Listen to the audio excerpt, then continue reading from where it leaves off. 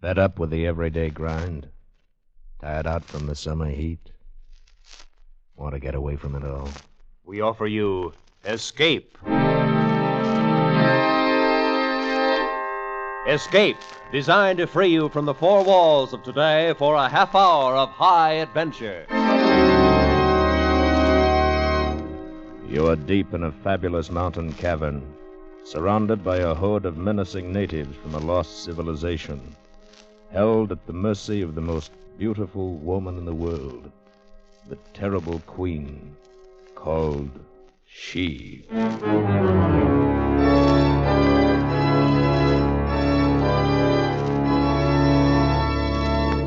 Tonight, we escape to uncharted Africa and to an incredible adventure, as H. Rider Haggard described it in his fantastic story, She.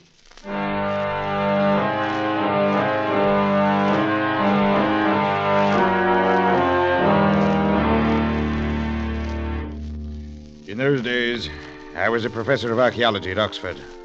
And though this may account for my being able to understand some of those strange events which occurred later, it was in no respect the reason for my becoming involved in them. No, the real reason was unbelievably simple. I walked through the caves of the dead in the terrible and ancient city of Kor, crossed the awful abyss, and looked upon the flame of life, only because I was one of the ugliest men in England. Because of my appearance, I had made few acquaintances and only two close friends. Roger Vinci first, and following his death, his son, Leo, whom he left behind. And it was that friendship which brought Leo Vinci to my chambers off the quadrangle, late in the evening of the day he became 25 years old. Today was the first I knew of it, Holly, when the attorneys called me in. Yes? They said Father instructed them the week before he died to give me the letter and this little bronze chest on my 25th birthday. Strange. I mean, the chest. Designs on the lid show Egyptian influence. It must be very old. Well, according to Father's letter, it contains something over 2,000 years old. Really? Must have considered it rather important. See, he's closed the cover with a lead seal. Yes, so I see. At any rate, Holly, the letter doesn't tell us much. Suppose we see what's inside. All right. I have a geology hammer here somewhere, my boy. Here we are. And a chisel. Now, you hold it in place on the table here. Uh-huh. Go ahead. All right. Ah, there, it's pulling loose. Yes. I did it. Well, here goes. Oh, what the devil is that? Why, it's a clay tile, an old Egyptian writing tablet. Yes, it's the kind used about the time of Nectanebes, around 340 B.C. But the writing on it, it's not Egyptian. It's Greek. Yes, and parts of it are broken away. Oh, it'll take some time to translate this, Leo. Well, Father apparently did it, Holly, according to this paper. Listen, here's his translation. Read it. I, Amenartes, wife of Callicrates, say this to you, my son. Forced to escape the wrath of the great Nectanebes, I thought so. your father and I fled southward across the waters and wandered for twice 12 moons upon the coast of Libya. That's the old name for Africa, you know. That faces the rising sun. And there by the mouth of a river where stands facing the sea a great mountain carved like the head of an Ethiopian. What is it? Nothing, Holly. Huh? It goes on. Following the river, we soon fell among... There's a row of asterisks That here. must be one of the places where the tile's broken. Go on, my boy. To a hollow mountain where a great city once stood, and to the terrible caves of which no man had seen the end, and to she who must be obeyed. She who must be... What's wrong, Leo? I don't know, Holly. There's something familiar about that name, but I've never heard it before. Strange. Well, come on. Get on with it. She who must be obeyed, who did lead us by awesome ways to the place where the great pit is, whose voice is like thunder. And she did show to us the rolling pillar of life, and did stand in the flames. And she spake unto and there's a large fragment missing here. Oh, frequency. There isn't very much more. Picks up, carried far away on the ships where I gave birth to thee, and came hither to Athens at last.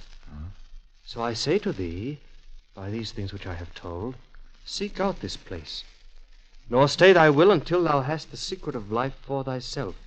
Sit then on the throne with the Pharaoh. And that's all, Holly. Now, what's it all about? Leo, if your father knew, he kept it to himself. I don't know. It's all very strange. Yes. Oh. Well, we'll know as soon as we reach the place. I was hoping you'd say that.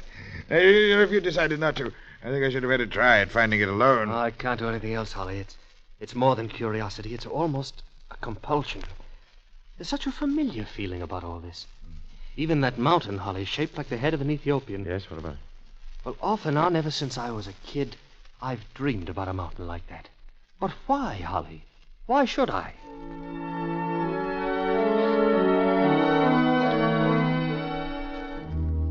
That was the beginning.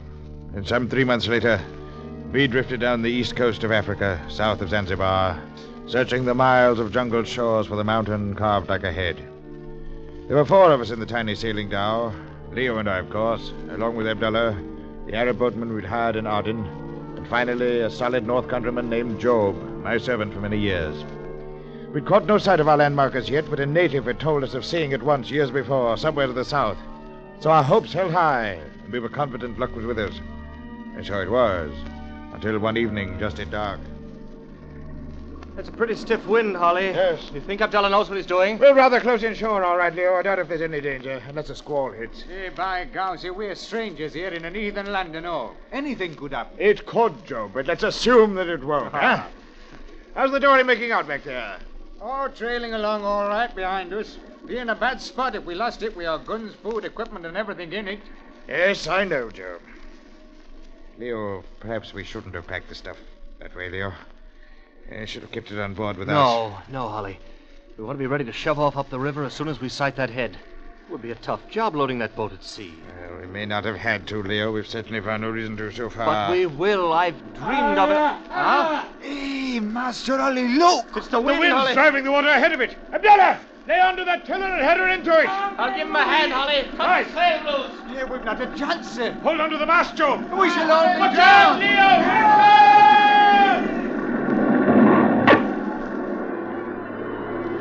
The great wave plunged over us, tore away the dory, swamped the dhow beneath our feet, and hurled us headlong into the foaming sea. Half smothered, fighting to stay afloat, borne shoreward by the drive of the tempest, we were tossed at last, one by one, up onto the rain-swept beach.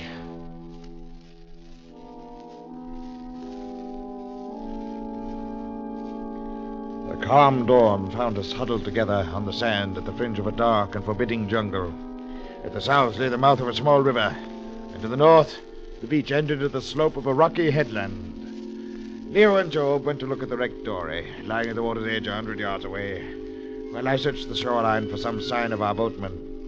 I found none, and we never saw Abdullah again. Oh, Holly. Find any trace of him, Holly? No sign, Leo. Afraid he's gone for good. Oh, it's too bad. What shapes the dory in, Job? Wrecked. Not a chance of fixing it. But the equipment seems to be all right, sir. Oh, good. It's all there, is Yes, it? most of it. The lashings held and the waterproof cases stood up very well. Only trouble is we're afoot. Yes, we're going to have a lot of trouble following the coastline. We won't follow any coastline, Holly. What? We're going up that river. We- Take a look at that headland there to the north. Yeah? It shows up better from the wreck, Holly, but with the sun coming up now, you can see it from here, too. Why, gum, it's shaped like a human head. That's it! That's the landmark! Right, Holly. And that's the river Callicrates followed with his wife, the same one we're going to follow. Oh, but Leo, with the boat gone, we shall have to break trail through that jungle and follow that riverbank. Yes, we'd better get started. Look, gentlemen, why can't we just stay here and try to signal some ship? No, there's not much Joe. chance of it, Job. They stay pretty clear of this coast. But anyway, this is what we've been looking for. I don't really know what we are looking for, Leo. It's been more than 2,000 years since Callicrates went up that river. And things must have changed a great deal by now. Holly, that carved head up there in the mountain. It looks exactly the way it always did when I dreamed about it. It's incredible. I've got a Gentlemen, strange feeling that whatever Callicrates and his wife found back there in the jungle will still be waiting there today.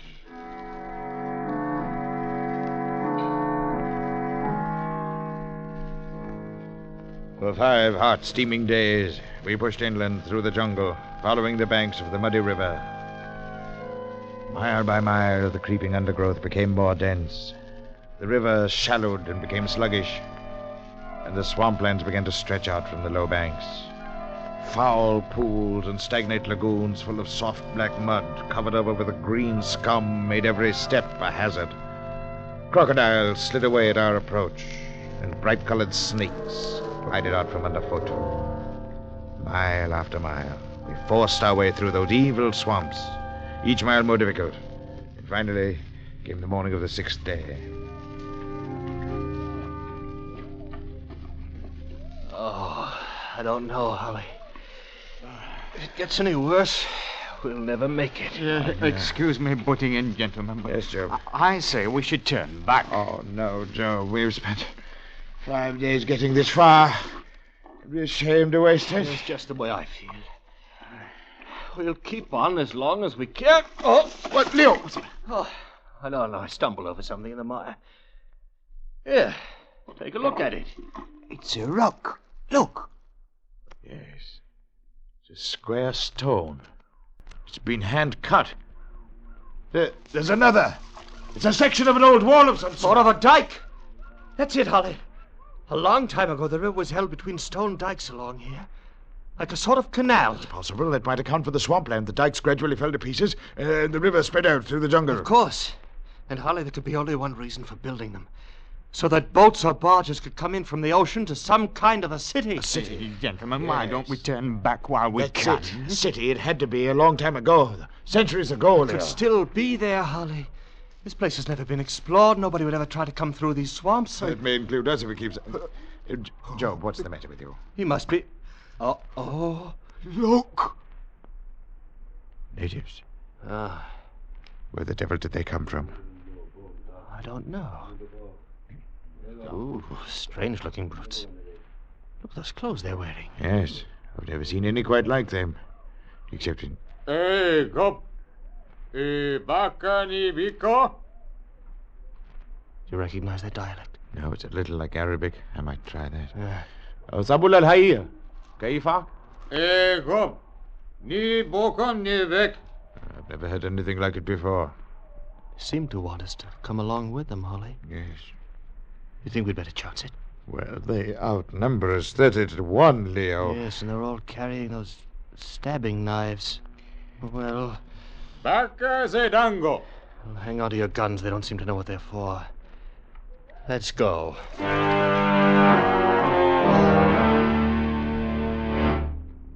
Our strange escort moved rapidly ahead, twisting and turning as they followed some well-remembered trail of their own.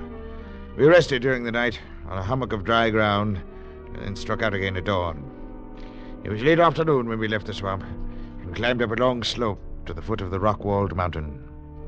Reaching its base, we entered the mouth of a great cavern, and a short way inside, we led into a small side chamber, carved from the living rock and lighted by a reed wick floating in a jug of oil.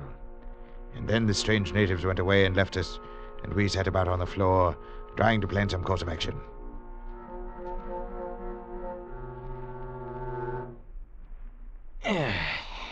Oh, dear. Ah. How long do you suppose we've been here, Holly? Close to 2 hours, I'd say. Yeah. Must be dark outside by now. Holly, do you have any idea what race they belong to? They're not like any other natives in this part of Africa. Oh, I've seen people much like them in some of the villages in southern Egypt, Leo. But I don't know any more about it than that. They wear those odd tunics, too. Cotton or linen, I suppose. Those bronze headbands. Must have been out of contact with the rest of the world for centuries, Holly. Heathens, that's what they are, and up to no good so far as we're concerned. That's You what may I be right, think. Joe, but I still want to find out about the other things Eminartes wrote on the tile. The city of Ka and the pillar of fire, and she who must be obeyed. We found the caves, at least. Though I can't see anything so terrible about them. Perhaps we haven't seen everything the cape. Oh, well. Ni Bohop. Oh, Zeni Bahop. our little chum. Zeni Bahop.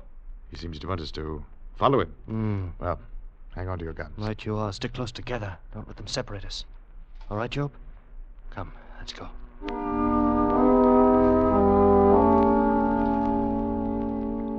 Our strange guide led us along the twisting, branching passageways, lighting our way with a flaming torch that threw weird shadows on the walls of solid rock. Now and then we passed side chambers lined with long rows of stone slabs. And then I saw that each slab held the sheeted figure of a human body. And I realized these caves were one vast crypt filled with the mummified bodies of some vanished race. Gradually, as we moved on, a most remarkable sound began to grow louder. Made up of the guttural voices of a crowd, the throbbing of drums, and the moan of some strange musical instrument. Suddenly, the narrow passage opened out into a great hollowed cavern where natives danced and postured in the eerie glare from 100 huge torches placed about the walls. I stared in amazement, for the torches were flaming mummies tied upright to the posts, and the guide had lighted our way through the passages with a human arm. Nebok, Org Jane. I think he means for us to walk toward that platform in the center. Yes. There's a pit of coals burning in the top of it. Nebok. Yes, come on. Watch it, Holly. I don't like the looks of this. All right. Keep your gun handy, Leo. Stay right with us, Joe. Yes, they look anything but friendly. If anything starts, try to get on the platform. They've got no weapons except those stabbing knives, remember? Well, here we are. Now what? The barn Nivet. It's quite some fire they've got built up. I can't understand what they need to do. Job! Look out, Holly! They killed Job! The devil's back against the wall, Leo! Pick up. Watch it, here they come! All right, you! Stab Job without a chance there. What are you left? Holly, let's try for the free!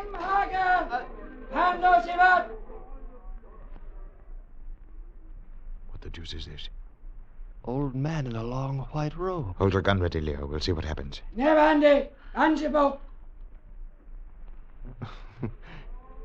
Well, they're scared to death of him, whoever he is. Wait, he's coming our way.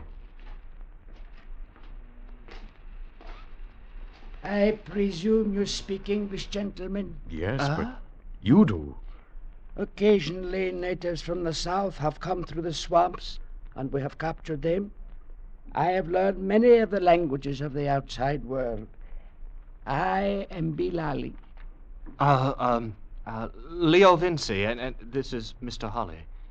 I am most sorrowful for the death of your companion. Oh, yes, poor Joe. My children had no excuse. They know the law. From now on, you will be allowed to complete freedom. No white man is ever to be eaten. Eaten? That is what would have been done to you. But rest assured, her law is just, and their punishment will be swift. Whose law? That of she who must be obeyed. Holly, this is it, Holly. We're still on the right trail. She has demanded your presence. I have come to take you to the place where she is. Tell me, Bilali, who or what is this she who must be obeyed? A goddess? A queen? A white woman? I could not say, my son. I have never seen she. Come along.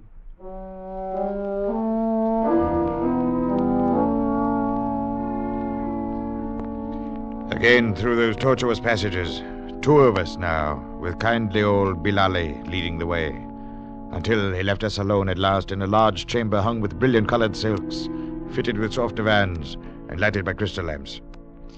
We stood there several minutes, not speaking, wondering, when suddenly the curtains across the doorway parted, and a most amazing figure stood before us. It was swathed in folds of filmy white draperies, with soft, gauzy veils covering even the face and hands. I bid you welcome to the city of Kor, Callicrates and friend of Callicrates. I'm not Callicrates. I'm Leo Vinci, and this is my friend, Mr. Holly. Leo Vinci. Vengeance. No matter, you will understand. Are you? I am she. You must forgive us if we find it difficult to understand this. What is all this? These caves, the natives. What is Kor? Kor is a great city that rose up and then died many thousand years ago. These are the caves of Kor. The city itself stands farther on, in a huge crater at the heart of the mountain. Are you a descendant of Kor? I came from another place, far away, and Kor was dead long before I found it. The natives know me as a fearsome figure in white, and they obey me. They have never seen you? No, Holly. Not one of them has ever seen behind these veils. It's amazing to think that Callicrates must have been here in this same place. Over 2,000 years ago. 2,287 years ago. Callicrates died in this very chamber. You speak as though you saw it happen. I did see it happen. I killed him. But you couldn't. That was over 2,000 years ago. Yes. And at that time, I had been here in Kor for more than 500 years. Impossible. How do you know? You haven't seen me. But then you claim to be immortal. Yes. As he could have been had he stepped with me into the flames of life. As you can be, my Callicrates, if you so choose. I hope you'll forgive me, but I can't believe anything so fantastic. Is it proof you need? Proof that I once did an evil act in anger and paid for it by waiting alone through all these centuries? Proof that my waiting is ended now? Then look upon it behind this curtain. A mummy. A mummy like those out in the caves. But look at the face. Leo, it's you. That's you lying there.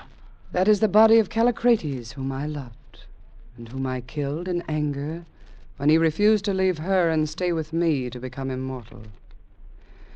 His wife Aminaertes fled across the mountains and later gave birth to his son, your ancestor. Then, Leo, that clay tile has been handed down in your family for over 20 centuries. I have paid for my sin, and I have waited, knowing that someday my Callicrates would be born to me again, would come back to Kor and find me. It was as though I had to. I dreamed of that carved mountain before I'd ever seen it. And your name, she who must be obeyed. It struck some chord in my memory the first time I heard it. It is your heart that must be obeyed now, my beloved. The decision is yours whether to leave me once again now that you have found me, or to walk with me into the pillar of life, to love me and to become immortal. Yes. I feel somehow that this is the ending of something I've been moving toward all my life. Leo. But it isn't possible. Immortality. And how can you love someone you've never seen? Then you shall see, my beloved. I've worn these veils for you, and for you I... Look. Oh. The soft veil slid off from her shoulders, and she stood revealed before us, the most beautiful woman the world has ever seen. Will you leave me now, my Callicrates, or come with me to the flame of life? I'll go with you anywhere. Anywhere.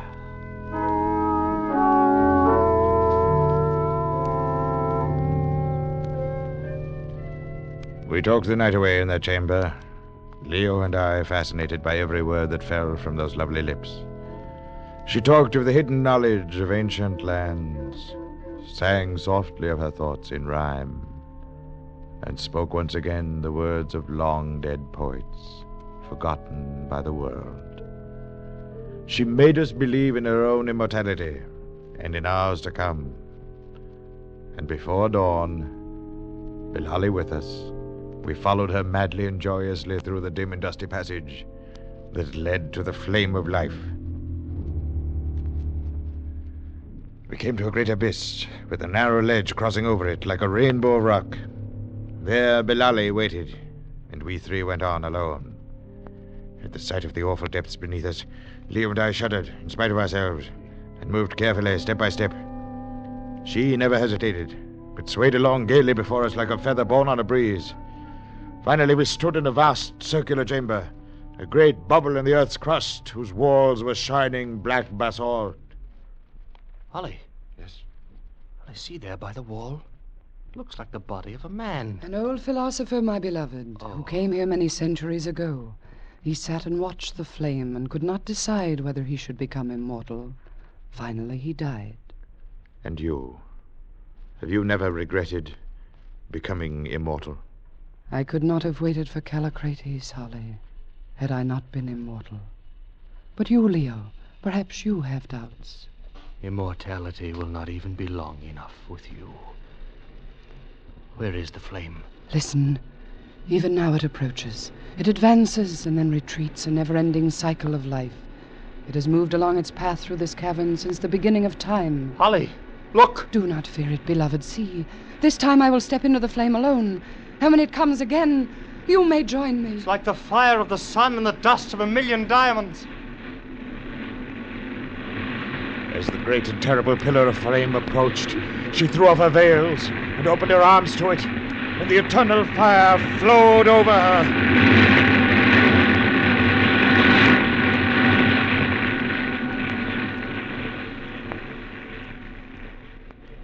It passed, and left her there, standing with her head bowed.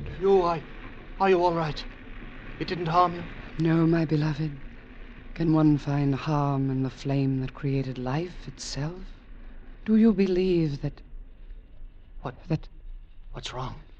Tell me what's wrong. The flame was different somehow.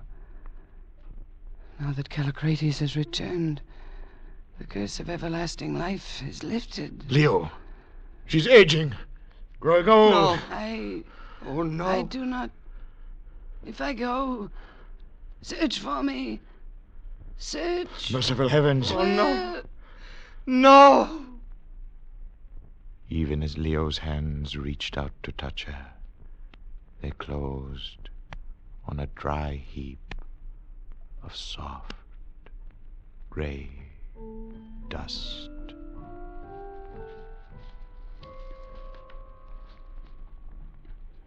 I knew now that neither of us would step into the flame, and I knew we would spend our lives searching through the world for she. I seemed to hear in my mind once again words she had spoken in those glorious hours the night before. I knew that Leo was hearing them too, and that neither of us, so long as we lived, could ever forget that lovely voice. Nay, not in Kor, but in whatever spot, in town or field, or by the insatiate sea, men brood on buried loves, or unforgot, or break themselves on some divine decree, or would o'erleap the limits of their lot. There, in the tombs and deathless, dwelleth she.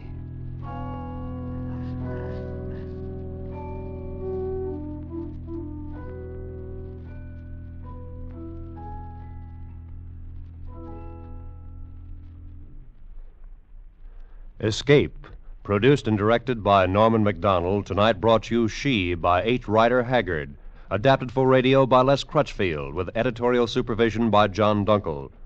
Featured in tonight's cast were Barry Kroger, Larry Dobkin, Kay Brinker, Ben Wright, and Wilms Herbert. Special music by Ivan Ditmars. Next week. You are clinging precariously to a diving, pitching longboat, lashed by mountainous seas in the center of a hurricane. And at the helm, driving you on, is a man bent on revenge and willing to kill for it.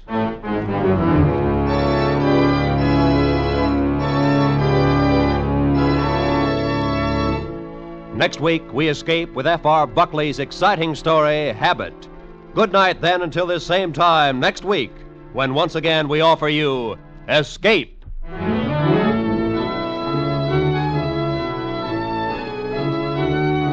This is CBS, the Columbia Broadcasting System.